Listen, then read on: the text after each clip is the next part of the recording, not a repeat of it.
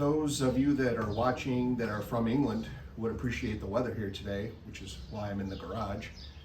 It's about 55 degrees, steady drizzle. From the time that I spent in England, very typical, but kind of nice. It's nice in the spring to have some weather like this. So here we are. We're in the garage today. I promised some unboxing. I promised some welding. Let's get to the unboxing first. But before I do, I have 6 subscribers now. Thank you. I would never imagine that 6 people would care enough to watch this video, let alone subscribe. So I promise I will keep pushing on this project and getting some content out to you. Nothing worse than a dead YouTube channel where they just give up on a project. I've watched a few YouTubers that do that. It ain't fun. So, but I want to address a couple things. Last video, look man, I'm new to this. I don't know what I'm doing. I thought maybe we'd go with like, a Gen Z edit, and I don't mean, just, Gen Z stare.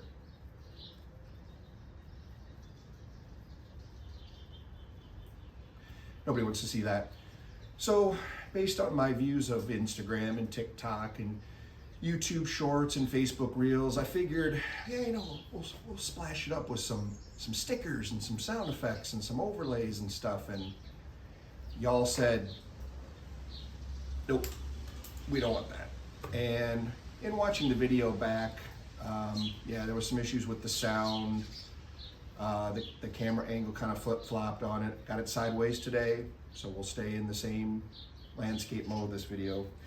But it was Simon who first brought to my attention. I'm Simon, I'm assuming you're from England because everybody in England is named Simon or Nigel or something, right?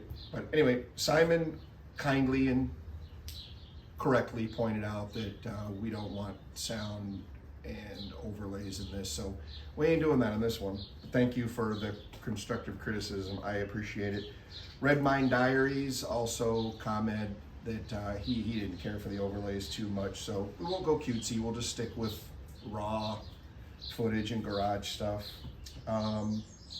Marty, thank you very much for noticing. It was a test, really, Marty.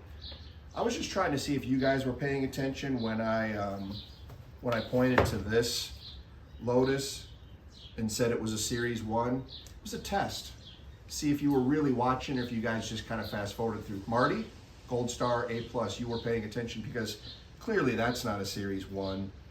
That's the Series 1 right there. So, good on you. And that's what we're trying to build here. We're just trying to build a simple, but when we do the unboxing, you'll see that I'm not really going Series 1 with this catfish nose.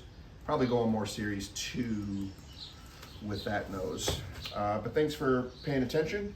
And lastly, I had a gentleman whose Facebook handle is Notus John, N-O-T-U-S. Allergies or something crazy here this week. And he's from the UK, but he's currently living in Kentucky, which those of you who've never been to Kentucky, I used to live in Lexington, Kentucky, and he's not far away in Bowling Green. Beautiful state. One of the prettiest states in the country. If you can ever get to the the Kentucky, West Virginia, Tennessee, Virginia, North Carolina, that area, Appalachia. Our country doesn't do much better than that part of the country. It's just gorgeous. But anyway, he runs an online magazine called 7 Spot, and he reached out to me, and he's going to try and do an interview with me to kind of track and see how this project going and who I am and where I come from. So I appreciate that. Thank you.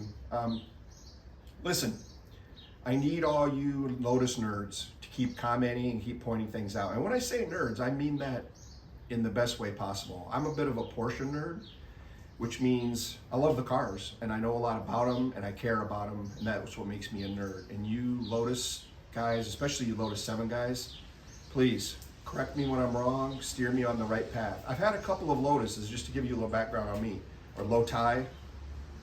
Don't want to make you angry, Loti. Back in 2005, I bought a 2005 Lotus Elise. It was red with the tan interior, had the touring pack, which means it actually had floor mats and electric windows, but it also had the sport pack or track pack or whatever they called it. So it had a limited slip diff and better suspension and things. It turns out my car was the Lotus Cars North America president's personal car that he had built for himself. Drove it for a year. I bought it with like 10,000 miles on it. And then I daily drove that thing in the state of Michigan for 5 years. The Lotus dealership in Detroit here saw things that they'd never seen with a Lotus Elise before because I drove it in the winter. The snow would pack up on the radiator, the horizontal radiator vents on the top of the hood, and then it would melt and it would form this huge ice dam. That was stuff that they'd never experienced before. And I used to regularly get stuck on flat ground at a red light when there was snow on the ground because I just couldn't accelerate away and had to put the hazards on and drive away in fourth gear and just putter home. But God, what a great car. And then a few years ago, I bought a Lotus Elan, a 1991 Lotus Elan, the Isuzu engined car.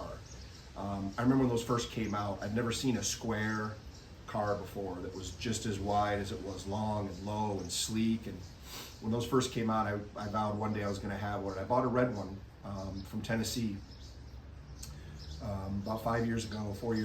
Drove that for about a year, had a really good time with it. It was a fun car, and then moved it along. So I've got a little bit of experience with Lotus. My other experience with Lotus is, and my son might come by today. If he is, I'll put him on cam. He just bought a Lotus Emira, brand new, 2026 Lotus Emira, white.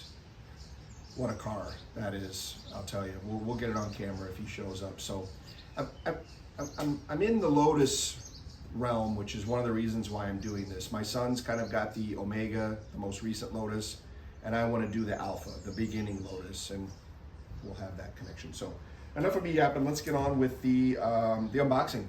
So the first thing we got is, if you remember last video, we ended with, we had issues. This hub adapter that went on my go-kart hub is the wrong size. Or no, I'm sorry, is the right size for the wheels. We put the wheels on, it worked.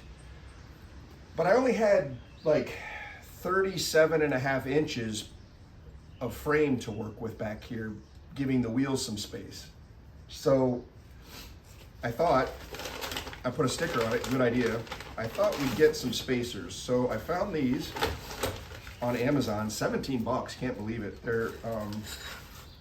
They look like they're die-cast aluminum. They're super light, these universal spacers. And most importantly, they had a slot on them for 4" by 4". So basically, this goes here. I got 4 of these because just a little pre-work that I've done.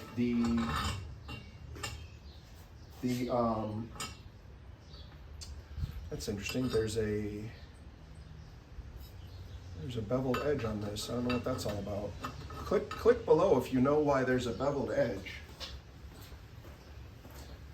I don't know if you can see that, but there's a beveled edge on this side, and this side is flush. I'm guessing the flush side goes against my adapter. That would make the most sense to me. But if you're smarter than me, which, you know, you are, well, help me understand what did I, oh, there we go. Tell me if the beveled edge goes out towards the wheel or it goes in towards the adapter. I'm thinking the flat edge goes against the adapter, but comment below if you know. Anyway, I got 4 of them because our front hubs are literally going to be that exact same hub. They're just going to go onto a knuckle that's going to attach to a spindle, but it's the same size and everything. So we'll need these up front, and I had to have a feeling we're going to need that extra track width up front too. I'm not building my own suspension arms. I don't trust my welding enough to build a suspension arm. I mean, when you've only got 3 points of contact on the bushings, if you make a bad weld, you're down to 1 and that thing's gonna break, fall off, and you're gonna go into the bushes. Welding the frame, if one of the square tubes cracks or breaks, you got like 30 other square tubes holding you together. You'll get home, is what I'm saying. you drop a suspension arm, you're going home in an ambulance. You're not going home, you're going to the hospital or an ambulance. So I'm buying pre-made like ATV wishbone suspension that's been professionally welded and built out of the right materials. So, but I think they're a little bit shorter. I'll have to consult Ron Champion's book, but I think they're a little bit shorter.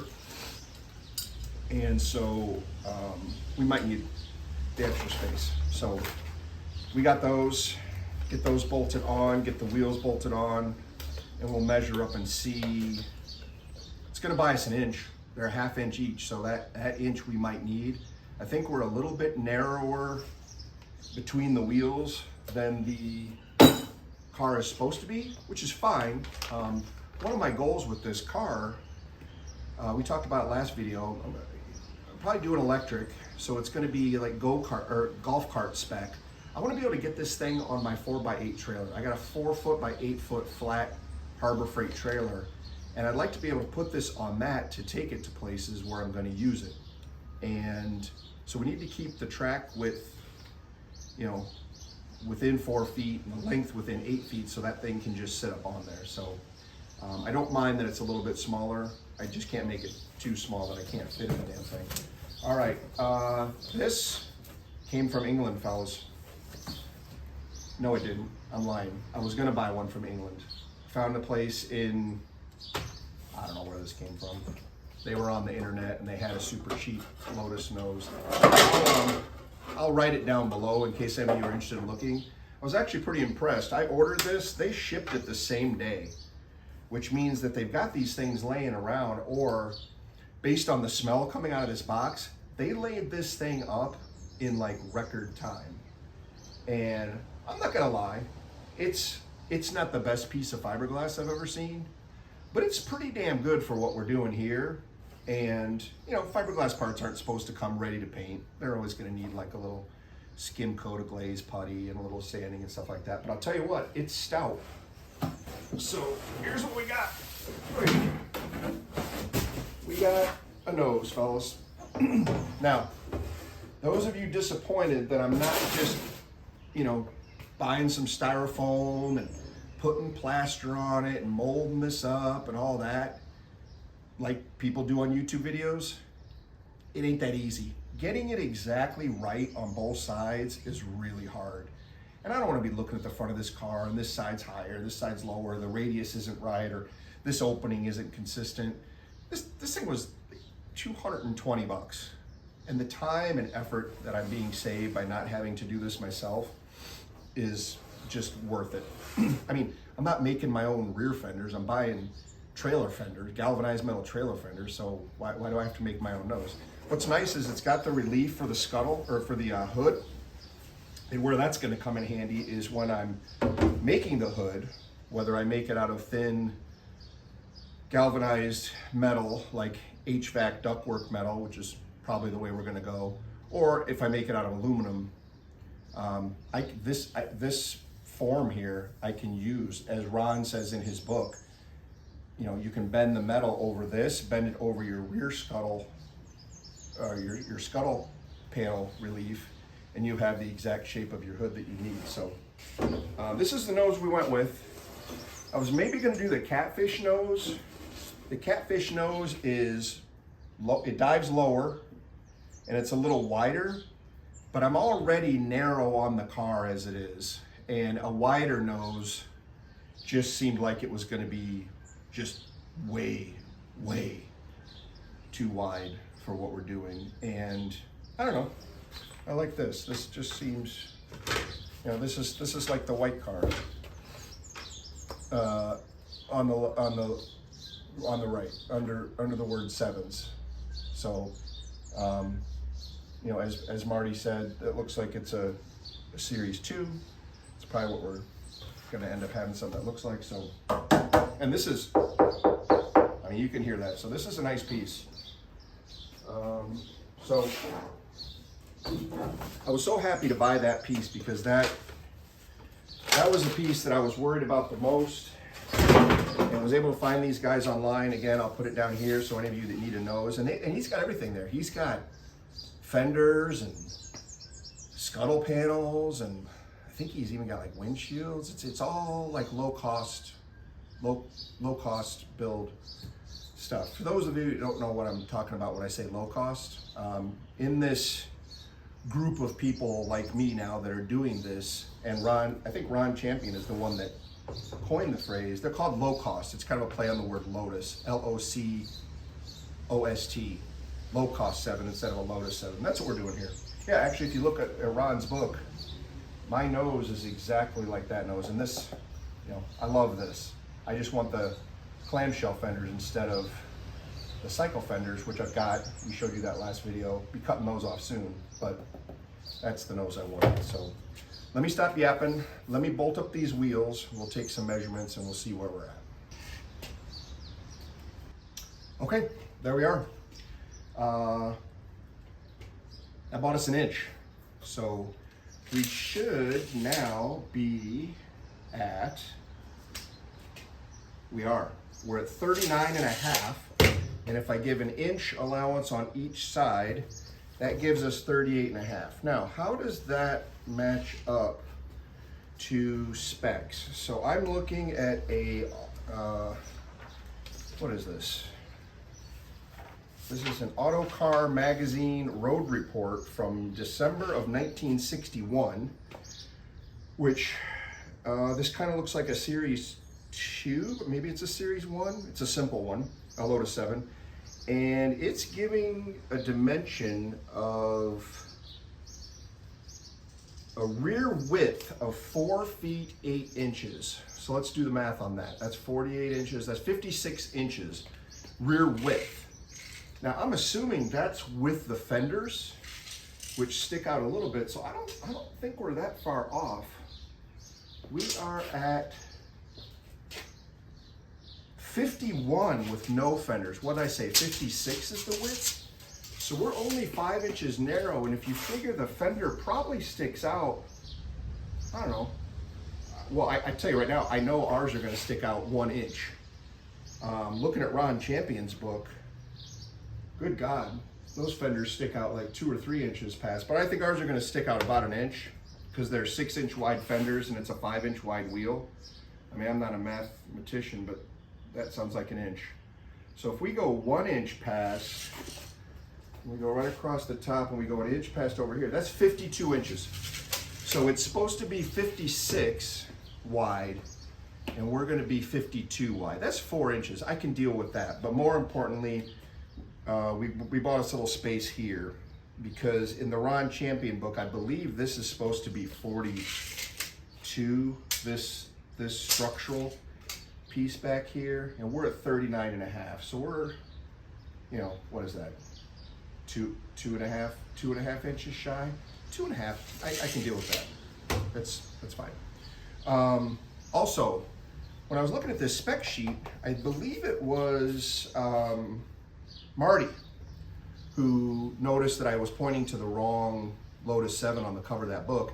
He also pointed out to me that Lotus 7s came with 15-inch wheels originally, and then they went down to 13. He is correct.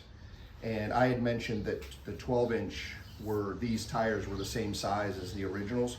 Well, I was kind of right and kind of wrong. Whatever Lotus was built in December of 61, whatever series that was, and was reviewed by Auto Car Magazine right here in December of 61, when you go to their spec sheet, it says tires with a Y, because England, it says a 5, 20, 12-inch. That's what we got here. These are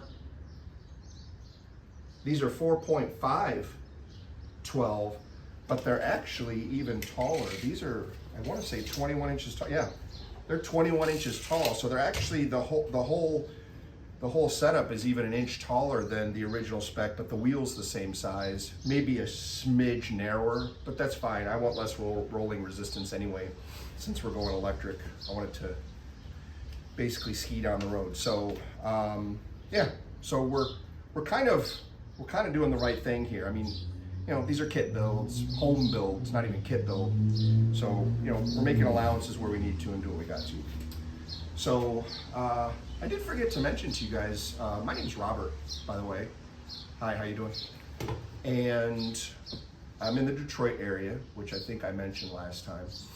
And you would think that being in Detroit, Motown, right?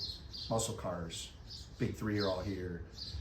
It'd be an automotive heaven. And let me tell you, I live right off of Woodward Avenue. If any of you ever heard the Woodward Dream Cruise, get to Detroit in August and give it a shot.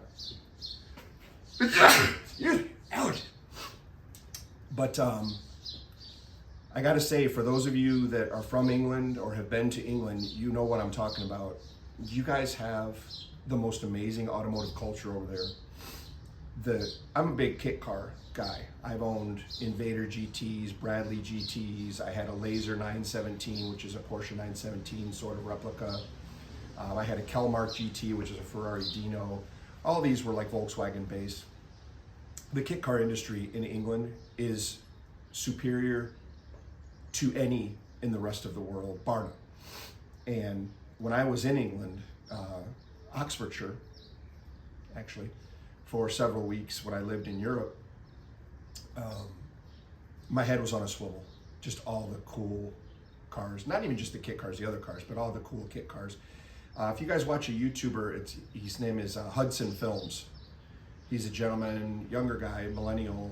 He lives out in the countryside in England, and he just bought a big old like farm shed that's like 40 feet by 60 feet, and he's just filled it with fiberglass kit cars, and he runs a channel. Again, it's called Hudson Films. Go check him out. He's, you know, a novice. He's not a professional, and he loves kit cars. He just bought I believe it's called a Coven. It's a Porsche 911 replica on a Volkswagen. It's a wide body, looks like a 930 turbo almost, and he's currently working on that car. And he's done some Jaguar E-Type, fiberglass bodies, coupe or hardtop coupes, Novas and Sterlings and things like that. So go check him out, give him some love. But that's what I'm talking about. So, and you know, what we're doing here, and even regular Lotus 7s are kind of probably a dime a dozen in England, but you just don't see them here in the States. And that's one of the reasons I'm doing this. I like oddball stuff, and you know, anybody can go get a 67 Mustang or a Challenger, a Charger, a GTO and drive it around here. You go out to Woodward Avenue and you'll see 20 Hemi Cudas go by in an hour on a weekend. I've seen one of these in the Detroit metro area in the 30 years that I've lived here. So that's why we're doing this. So that covers the unboxing and the getting this straight. The reason we're doing this, and here's I'm leading into the welding. Don't worry, you're gonna see some welding. It's gonna be fantastic. We have to know this before we start welding, because this is the first part we're gonna weld. We're gonna weld this bar up to here. We're gonna build the box that goes back here, which is basically, you know, the trunk where normally the gas tank would go, but in ours that's where the electric motor is going to sit, because here's where our sprocket mounts. So our electric motor is going to sit right here. It's going to be chain drive to this. This is for the rear disc brake. It's an axle brake, not a wheel brake. The front will be wheel brakes, but the rear is an axle brake. So we need to build this first, because the passenger compartment and then down to the nose depends on this first. So this is the first thing we're going to weld up in just a minute here. And then the next thing we're going to do is we're going to, let me get this down. Boy. The next thing we're going to measure is we're going to measure this, because this is our front. You know, what is that? We'll compare that to the book. That's 23 inches. You know, obviously this needs to sit on the front chassis properly too. So if we get the front, it's kind of a trapezoid shape that you build up there. It goes across and then it goes down and then it goes down to the floor. We're gonna build that trapezoid up there to make sure that that's right. Then we're gonna weld the rear box to make sure that's right, and then connect the two. That way we are assured that our back matches our front because we're reduced by a few inches. I also did the calculations already. We're about 5% smaller in the rear width.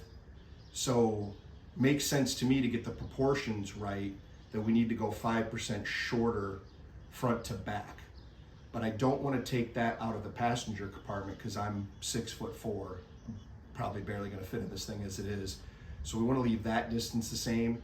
And I don't want the rear distance where the motor goes and where you sit to change, because that's proportional too. You should be sitting in the right place in the car. So what we're going to do is the angled bars that form from the scuttle to the nose, we're going to shorten that. That's where we're going to take the length out of. And so it's only going to be like a couple of inches. But the proportions will look right. I don't want it to be skinny and long. That would look ridiculous. So we need to shorten it up a bit so the width to length proportions are the same. So, you know what I'm talking about. So let me put all this stuff away. Let me drag the welders out and show you what we're working with welding. Okay, let me show you the setup. So we are gonna try a couple different things here. Here's your traditional 90 amp flux wire welder. I've used this for a few projects before. And so, it's a wire feed welder. Can handle what we're doing here. Had good luck with it. Not the prettiest looking welds I get out of this thing, and every now and then I'll burn through the metal. Not real good with it, which, by the way, if you want to see, a really nice exhibition of welding, just unsubscribe and turn the video off right now, because you ain't seeing that here. But this is what we're working with. Now, I did buy, for my last project, I bought this. This is a stick welder. As you can see, there's the stick, and it's called a stick welder because, the electric charge goes through that thing. It makes contact with your metal and feeds that molten metal into what you're welding. It's so easy.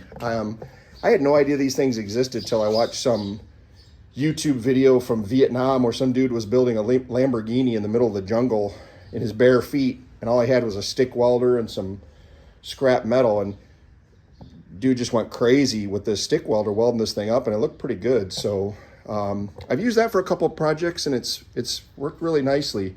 Not the cleanest of welds, but strong, and seems to do a good job, and never burns through the metal either. So we just have a standard, miter saw here. I threw a, what is this called? Carbide gator blade or something on it. Basically, it's just a cutting disc rather than get the old handheld grinder. I'll be grinding stuff down. All right, so I got my chassis plans over here. I got my pieces of metal here, my tape measure, all my stuff. Let's get some welding.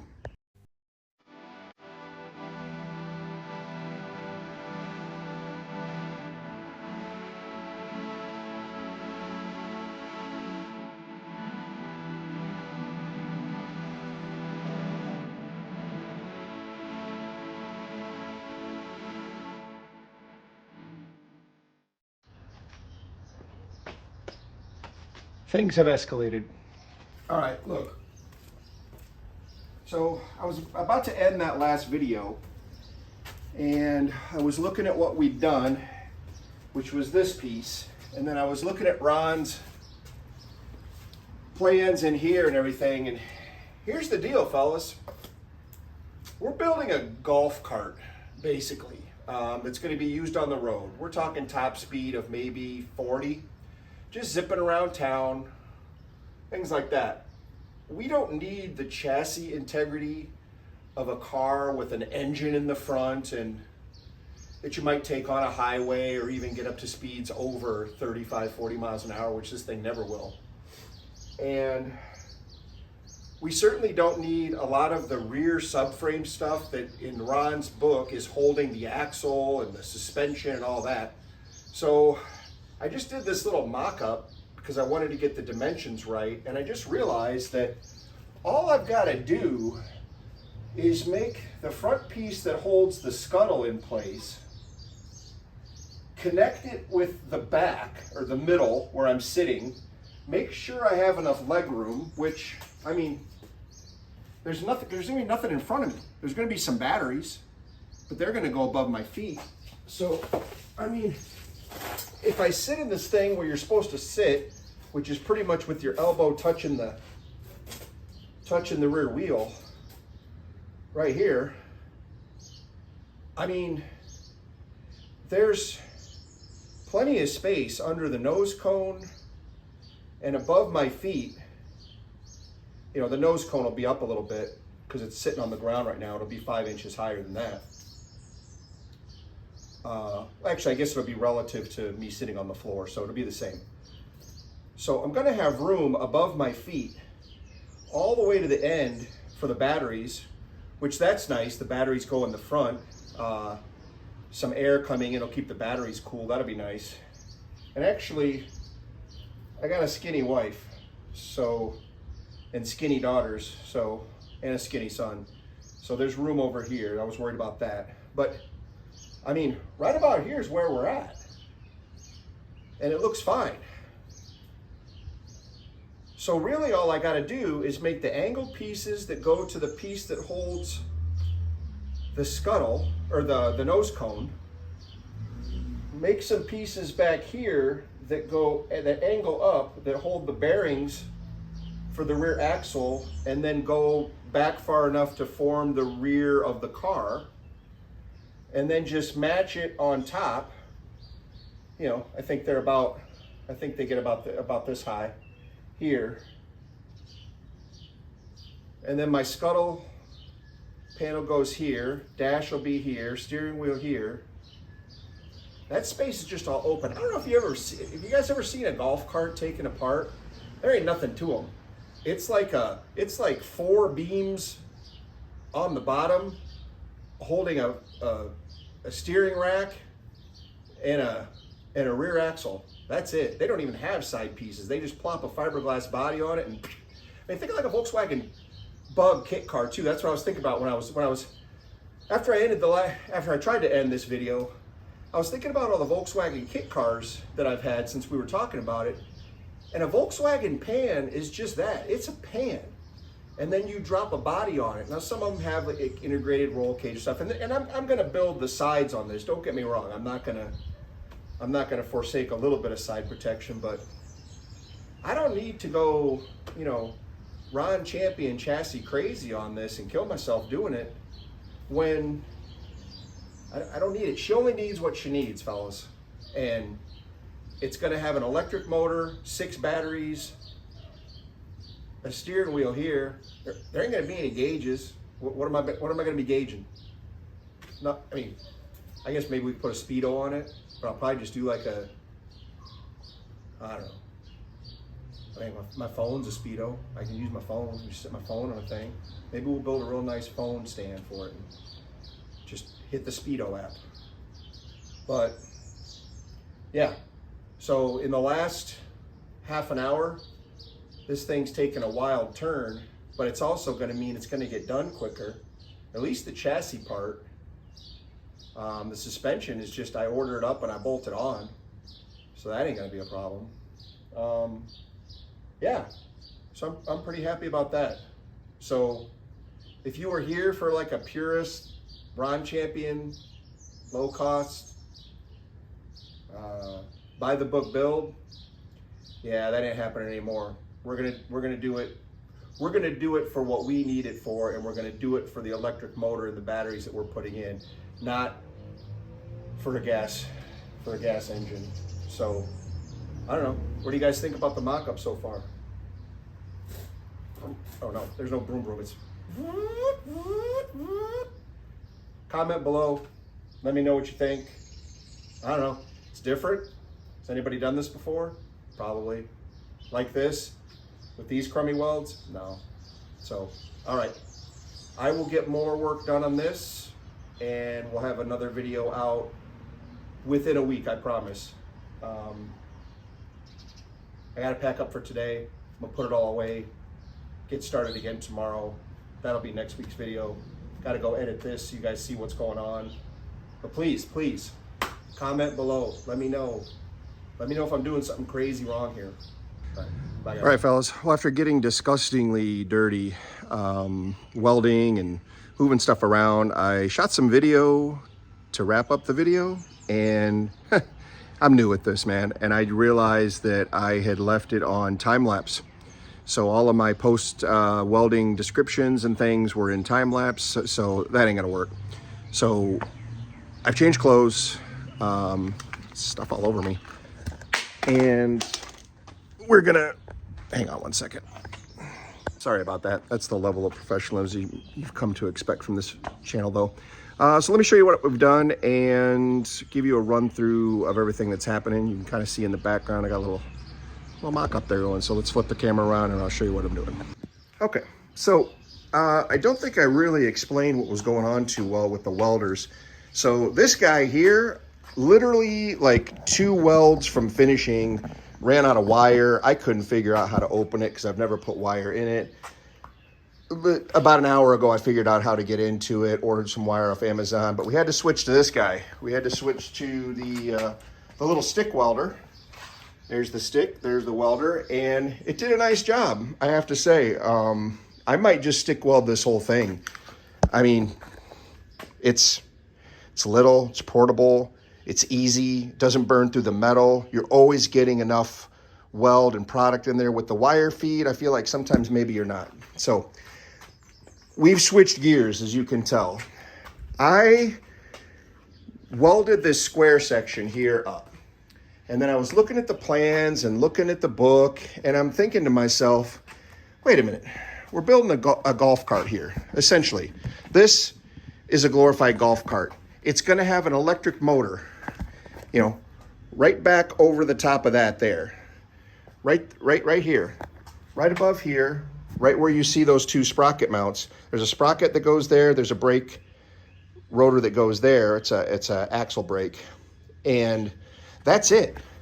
So much like a Volkswagen Pan, we don't need a lot of upper bracing because there's going to be nothing up front. There's going to be nothing up here. You know what's going to be up here? My legs and my feet and some batteries, like 6 motorcycle size 12-volt batteries, so we get 72 volts up here, but those are going to go over my legs, over my feet. So sit here, legs here, you know, so we just don't need what we don't need.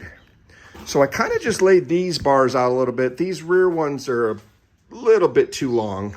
They're just laying on the ground, nothing's welded up.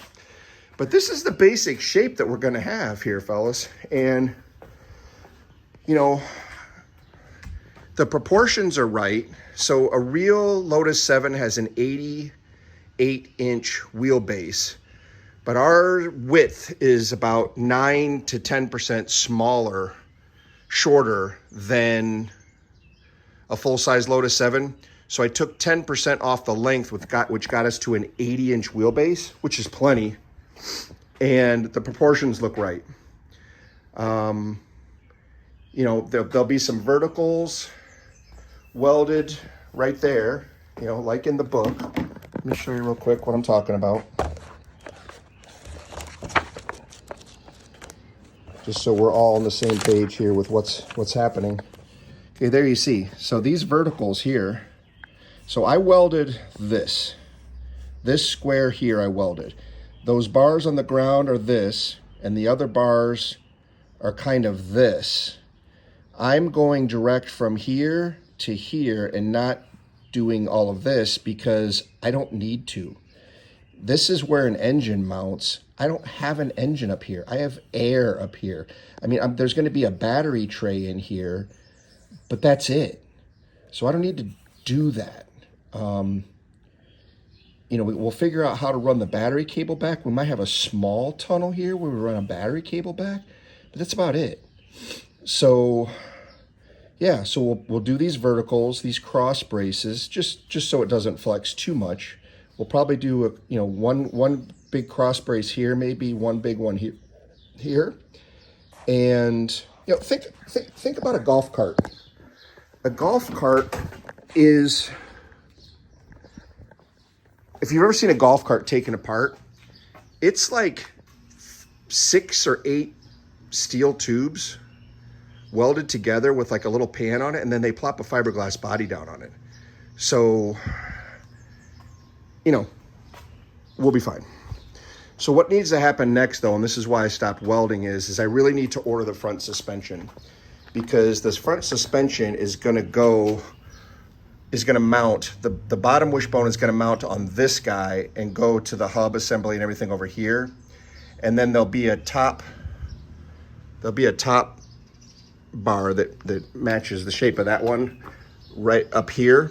You know, it'll come out from there, and then you'll have more suspensions arm there. So I need to get that suspension ordered so that we can make sure all of our front chassis dimensions are correct before we start welding that up. But you know, I know it ain't a car yet, but it's 4 wheels and a nose cone and an axle. It's a lot more exciting than it was last video. And this is the kind of motivation I need to keep going, because I can squint and see a Lotus 7 in here, and I hope you guys can too. So that's gonna do it for this video. I know that wasn't a lot of welding, but I got some more thinking to do. I got some more planning to do. I got some parts I gotta order up. Next video, we're going to finish the chassis, because really there ain't gonna be much to it. I would say that middle part there took me about a half an hour to weld. At that rate, I can get the whole rest of this chassis done once I know what I'm doing in a day. And then once we do that, it's just a simple matter of bolting the suspension pieces to it. So we may have a rolling chassis with a nose cone set in place by the end of the next video. That's what I'm going for. And that's what I'm gonna try and have lined up to shoot for the next video. And that'll be a huge milestone for us. So thanks again for watching. Make sure you subscribe, share, like, and all that stuff. And please comment below. Let me know what you guys think. And I'll talk to you guys next video.